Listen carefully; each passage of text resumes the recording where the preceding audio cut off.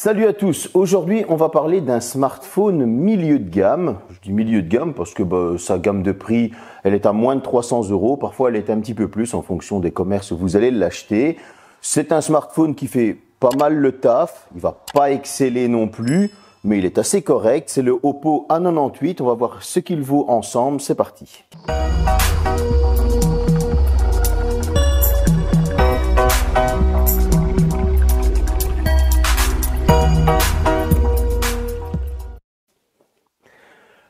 Le voici, le voilà, le Oppo A98. Comme vous pouvez le voir, le design au dos est assez sympa. On va retrouver deux blocs optiques pour les photos. Alors ils sont bien séparés, on va en parler tout de suite après. Le design à l'arrière, bon, on est sur du plastique, hein, on va pas se mentir. Ça prend pas trop les traces de doigts. J'ai trouvé assez sympa que justement cet arrière soit un peu différent d'habitude. Bon, il ressemble un petit peu au Honor 90, hein, je sais pas si vous avez remarqué. En tout cas, sur le dessus, on va retrouver un micro, sur le bas un deuxième micro, et on va avoir la prise mini jack. Ça fait plaisir de la retrouver de temps en temps sur certains smartphones. De l'USB type C, on aura deux haut-parleurs dont on va parler dans le tour général. Sur le côté gauche, là, on va retrouver le tiroir de carte SIM, mais une extension de mémoire de stockage, ça fait plaisir aussi, les boutons du volume. Et sur le côté droit, on retrouvera un bouton d'extinction allumage qui fait office de lecteur d'empreintes. Globalement, on est sur quelque chose d'assez bon. Les qualités de finition, c'est du Oppo, donc c'est propre. On va retrouver des bords plats, des coins arrondis, il tient bien en main. Et chose qui est assez sympa, c'est qu'il est très léger, il n'est pas très dérangeant, il ne fatigue pas la main. Donc ça pour moi c'est un bon point. Et le design qui change aussi. On va passer tout de suite au tour général. On va retrouver de l'Android 13 avec la surcouche ColorOS 13.1. C'est une surcouche que maintenant on connaît. Oppo est l'un des pionniers au niveau de la personnalisation de sa surcouche, donc ça c'est un très bon point. On va ensuite enchaîner avec du Bluetooth 5.1 LE, ouais, pas de 5.3, ici on est encore sur du 5.1, mais c'est de la basse consommation d'énergie. Je n'ai pas ressenti de coupure ou autre lorsque j'utilisais le Bluetooth. Du Wi-Fi 6, pas de Wi-Fi 6E, et deux haut-parleurs, un qui est sur le bord, un sur la tranche, et étonnamment le son est très bon et très puissant. C'est un mini haut-parleur, j'ai envie de dire. Le son, franchement, était assez bon. Il n'y avait pas de distorsion, pas de déséquilibre lorsqu'on le tient. Et pourtant, souvent, c'est ce qui arrive lorsqu'on a un haut-parleur sur la tranche et un sur le bord. Il y a un léger déséquilibre. Ici, c'était assez global. Et donc, on va dire que pour le petit tour général, c'est assez bon, même s'il y a quelques lacunes. Pour ce qui est de l'écran, on va retrouver une dalle de 6,72 pouces. Ouais, c'est juste en dessous du 6,8 pouces. Pas de Super AMOLED, cependant on va retrouver une dalle LCD avec un taux de rafraîchissement de 120 Hz en Full HD+. La luminosité est de 550 nits avec une pointe à 680 nits. Qu'est-ce que j'ai pensé de cet écran? Il est assez fluide, facile d'utilisation, pas de lag, pas de ralentissement. Cet écran, il fait bien son travail. J'ai trouvé par moments, c'est vrai, que les couleurs étaient un peu fades, ça manquait, vous voyez, de colorimétrie. Ça, c'est mon premier point de vue. Et mon deuxième point de vue, au niveau de la luminosité, par moment, lorsque vous êtes dehors, il va falloir se trouver un petit coin d'ombre, parce que si le soleil donne un peu trop, bon, ça n'a pas été trop le cas en Belgique de ces temps-ci, mais en tout cas, s'il donne un peu trop, si vous avez trop de luminosité, il faudra trouver une petite zone d'ombre parce que l'écran, il manque clairement de luminosité. En tout cas, pour ce qui est du surf, pour ce qui est de regarder des vidéos, etc., c'est un vrai régal. En plus, si vous regardez des petites vidéos avec les deux haut-parleurs dont je vous parlais juste avant, vous allez être complètement immergé dans votre film, série, etc., votre vlog, ce que vous avez envie de regarder. Donc, il fait clairement le taf. Il n'y a rien à rajouter sur l'écran. Pour ce qui est des specs, on va retrouver un petit Snapdragon 695 5G, son GPU Adreno 619, 8 Go de RAM en LPDDR4X et 256 Go de stockage en UFS 2.2. On est clairement sur des specs, je vous le dis, d'entrée de milieu de gamme, il faut se l'avouer. Après, on est sur un tarif qui va sur certains sites à moins de 300 € et parfois un peu trop cher, je l'avoue, mais à moins de 300 €, on est sur des specs qui sont assez corrects. Mais en tout cas, au niveau des benches, il m'a sorti à l'Antutu un score de 468 468 points. Ouais, je l'ai pas fait exprès, c'est vraiment ce qui m'a sorti à l'Antutu. Et donc du coup, j'ai été assez étonné parce qu'on frôle quand même les 500 000. Ça veut dire qu'on est quand même sur un bon smartphone. On verra ce qu'il donne en jeu juste après. Pour ce qui est du Geekbench, il m'a sorti un score de 907 au simple cœur et un score de 2101 points au multicœur.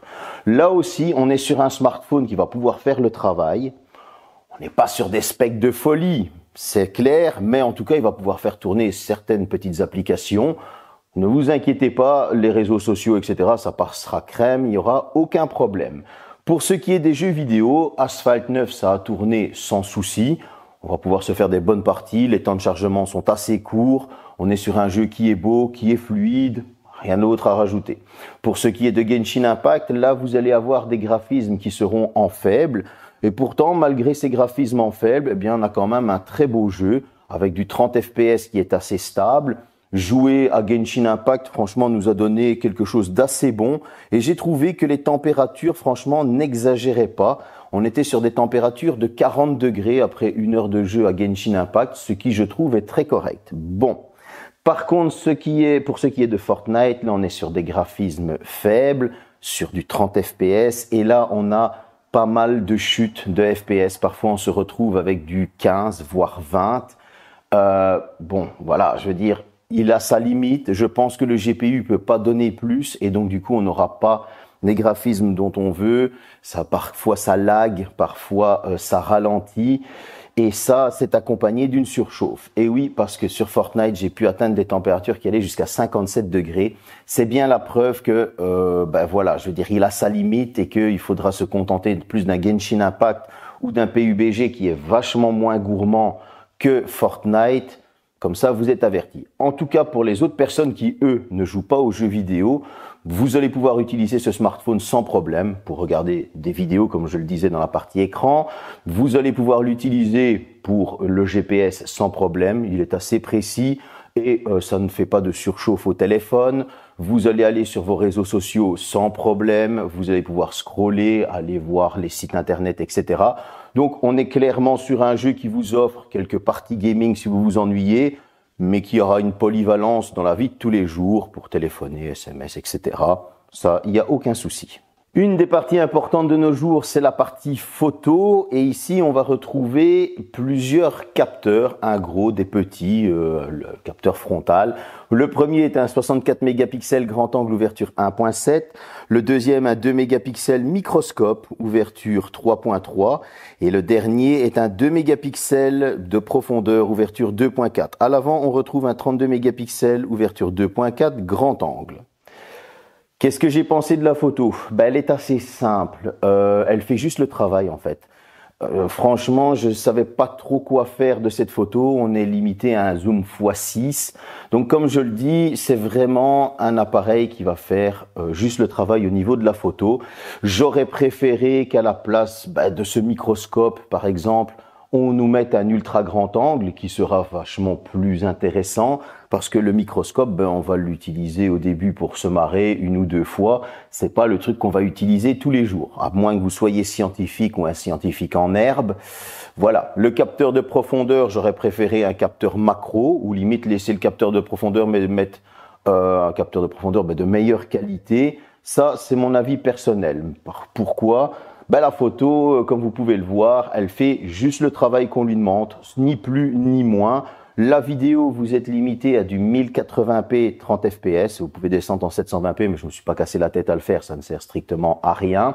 Vous allez filmer aussi en 1080p avec l'appareil frontal. Donc voilà, je vais pas m'éterniser sur la partie photo, c'est quelque chose d'assez simple. La partie nocturne, cependant, je vais aller la retrouver. J'ai trouvé qu'elle n'était pas mauvaise, même s'il y a quelques reflets de lumière, etc.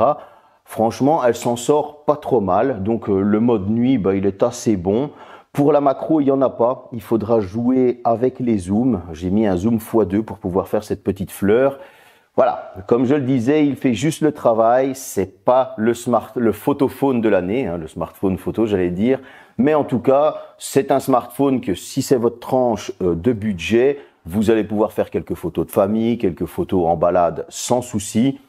malheureusement, vous n'allez pas faire beaucoup de photos de fleurs ou alors vous allez faire beaucoup de photos des insectes en microscope lorsque vous les aurez capturés. 5000 mAh pour la batterie, une charge très rapide de 67 watts. Ouais, elle est franchement très rapide pour 67 watts. J'ai même été étonné. Au niveau de l'autonomie, là aussi, vous le savez, petit processeur égale longue durée. Snapdragon 695 5G, ça consomme pas des masses. Il a consommé un petit peu plus, c'est vrai, lorsqu'il avait beaucoup de mal avec Fortnite. Mais comme je vous l'ai dit, ce n'est pas un jeu qui est adapté. Il est vraiment trop lourd pour ce genre de smartphone. En tout cas, en utilisation ultra intensive, là j'ai envie de bien préciser ultra intensive, il a tenu 18h21.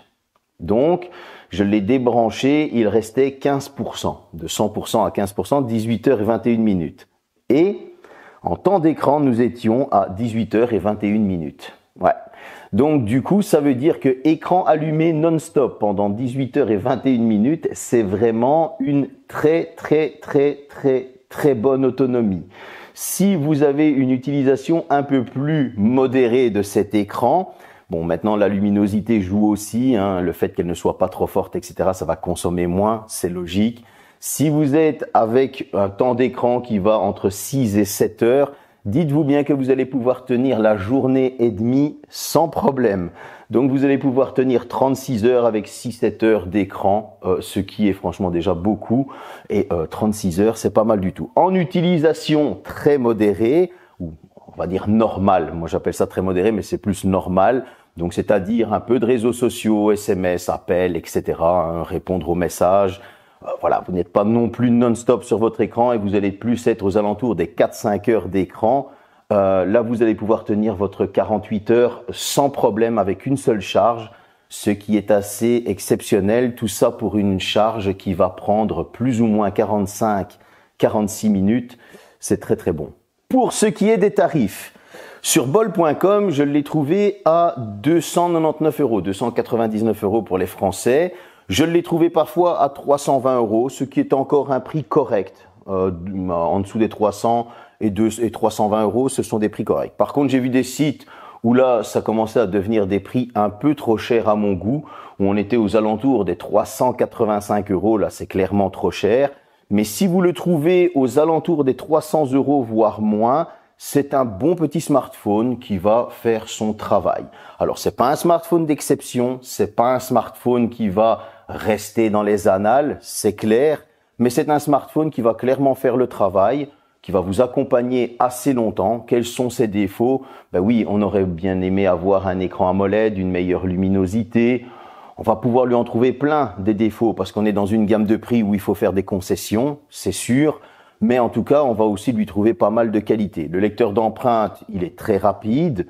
Vous allez avoir cet écran qui est très fluide. Vous allez avoir un smartphone qui est assez polyvalent, qui va pouvoir vous faire tourner quelques bons jeux, qui va pouvoir vous faire surfer sans problème. Vous allez avoir une photo qui fait juste son travail. Alors oui, c'est pas la meilleure des photos. On peut la mettre aussi en défaut, je vous l'accorde. Mais il fait pas mal de taf. Du coup, c'est pas un smartphone d'exception, mais c'est un smartphone qui, honnêtement, il a sa petite place dans le milieu de gamme, dans l'entrée de milieu de gamme, précisément. Mais s'il y a un gros point fort qu'il faut lui donner, c'est son autonomie. Et donc, du coup, je sais bien qu'il y a pas mal de gens qui recherchent ce genre de smartphone qui tient bien en main, léger, avec une bonne autonomie, parce qu'ils n'ont pas l'utilité d'avoir de la surpuissance. Je vous conseille ce petit Oppo A98, il est pas mal du tout. J'espère que cette vidéo vous a plu. Nous, on va repartir dans le reste de la semaine avec Galaxy Watch 6, etc., etc. Restez connectés. Salut!